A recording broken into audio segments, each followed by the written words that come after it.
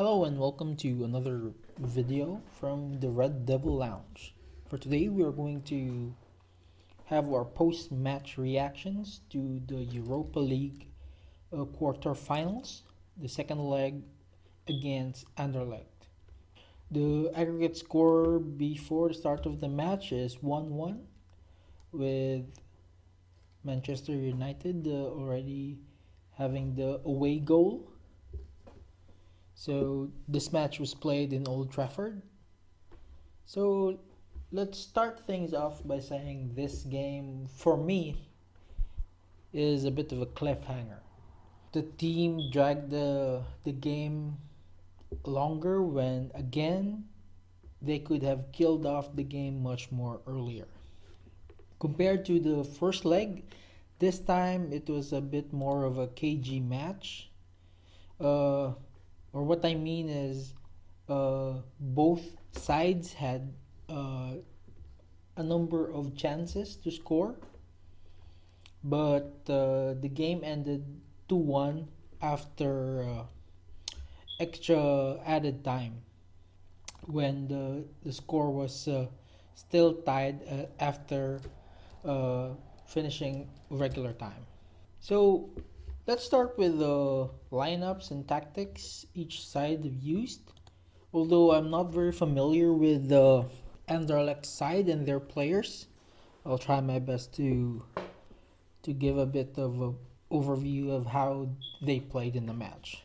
So Manchester United lined up with a 4-1-4-1 lineup with Romero at goal, backline of Luke Shaw, Marcus Rojo, Eric Bailly, Antonio Valencia, and then defensive midfield we have Carrick, and then we have Rashford and Lingard on the wings, Pogba and Mkhitaryan supporting Ibrahimovic up front. Now, Anderlecht lined up with a 4-3-3.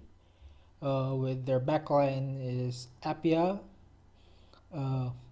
Mboji, I'm not sure how you pronounce his name, Spajik, and Obradovic. Then midfield, we have Tillemans, Dendonker, Hani, and their forward three-man line is Chipchu, Teodorzic, and Akchampong, if that's how it's pronounced. This time they have Teodorcic leading their forward line. He is, from what I know, he's their leading scorer. So I do believe with this kind of formation, Anderlecht was also going to try to score and win the match. And with their tactics, it really showed that they really wanted to go forward this time around, compared to the first leg, which was really dominated by United possession. The chances were abundant for United, but still the game ended 1-1. So I think this is a good shift for Anderlecht. Now, let's go with the match. I feel that this game had a lot of chances for both sides. It was very open. Very exciting football, because it was back and forth. It was not really the possession was not really controlled by one side. It was fairly even. Well, up until the later stages of the game, where I feel United really took control of the game at extra time. But as you can see the statistics here, throughout the game it's 56% and 44% in favor of Manchester United for the possession. So yeah, both teams had a lot of chances, and again, this is another knock on Manchester United, because I feel that they had a lot of chances to kill off the game, but they just couldn't capitalize on it and finish. So I think the finishing here is the real problem. The build up was great. They have created a lot of chances, so I don't have any gripes with the the creativity and the build up of these chances. So the first goal was scored by Mkhitaryan and assisted by Rashford.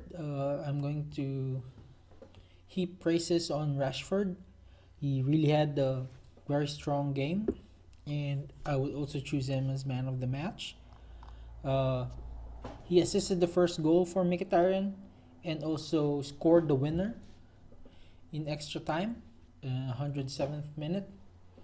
So yeah, he's my man of the match. He's very hardworking, and as I have seen in one of the post-match videos of Mourinho, he says that he trusts in Rashford even if he doesn't score, because he sees good mentality and actually great effort. So that's what I also see with Rashford.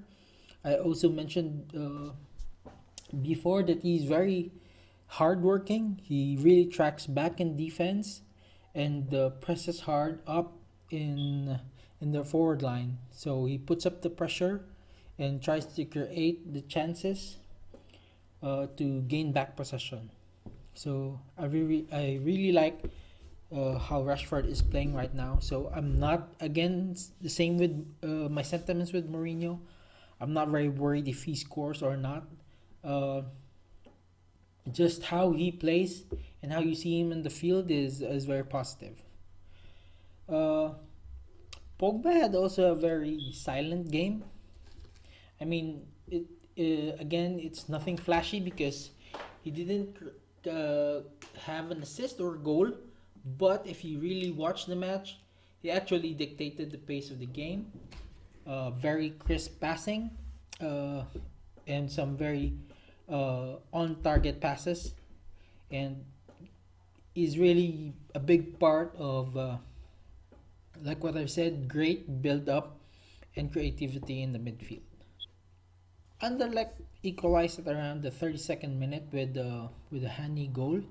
Uh, you can say that the goal was a bit scrappy, but as I've said on a previous video, is that you have to work hard to get these lucky chances. Okay, so if you even if it's a scrappy goal, it is a goal, and it put them back into the game. So I really feel that uh, you have to have this kind of mentality to actually win games and also to kill off games, because you can't just standing around if you're already ahead. And I think this is the real problem for United. You have to have this killer instinct. Okay, this is I think what they really lack right now. So, but I think Mourinho already identified this, and I think going forward, it's all going to be better, and this is going to be addressed. The problem with the price of this game is the injuries. Uh, Marcos Rojo was injured and was substituted at around the 23rd minute with Daily Blind. And as I have mentioned before, because this game was a bit open, there were also a lot of chances for Anderlecht, and I feel the defense had a lot to do with this, the chances that they've given Anderlecht. I would even put the blame on Daily Blind on the Anderlecht goal. I feel that he was ball watching, which led to him not being able to react to defend, which led to the goal. Uh, but collectively, I feel that the defense really needs to do a better job. I didn't have problems with Shaw and Valencia going forward. They were great. They were part of the attack and helped with the build up. But this time around, Valencia had some questionable plays and clearances in the defense, same as Shaw. I also attribute this to the other wing player from Anderlecht, at Champong, which made very good runs and made it very hard for Valencia to defend. But as I've said, this could have been uh, an easy game. An easy game if the defense was a lot better, and at the same time, the finishing was a lot better. You could have killed off this game a lot earlier. Uh, Another thing is Ibrahimovic was also injured. Okay, and he was, I think, substituted at around the end of regulation time, around 91st minute. He had a bad fall. I think his problem was with his knee, and this creates more problems with Manchester United. We all know that we have relied so much for Ibrahimovic for goals. Uh, I'm saying it's a good and a bad thing. It's a good thing because now we really have to rely on other players to produce the goals. But the bad thing is uh, Ibrahimovic has been very reliable, okay, with producing the goals.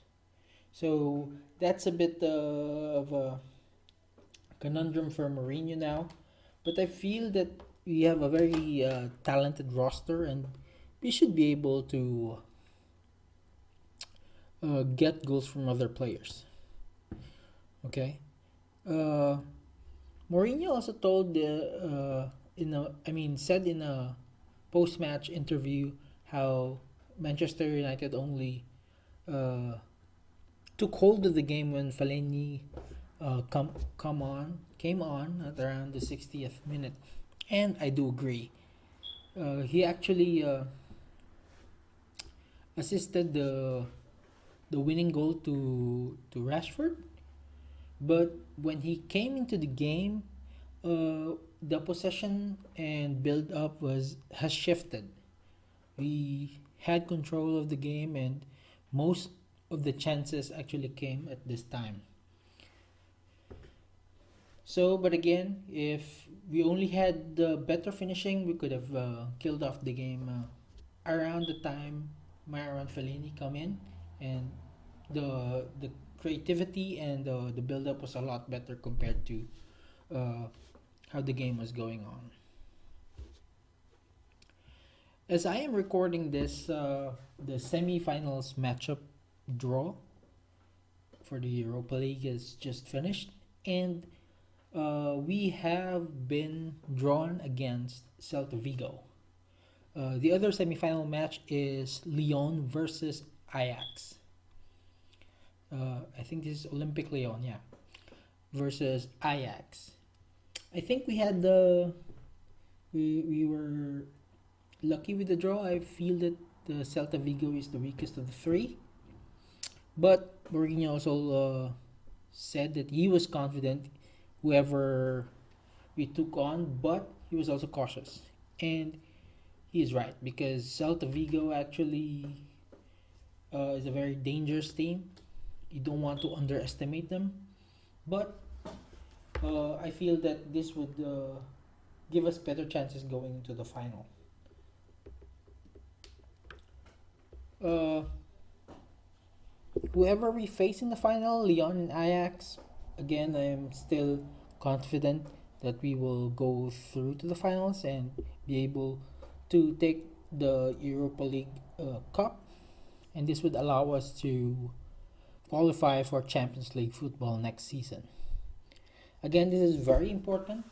The following games, because of the injuries we have in the roster right now, and we are still targeting top four in the Premier League because that's also gonna give us qualification.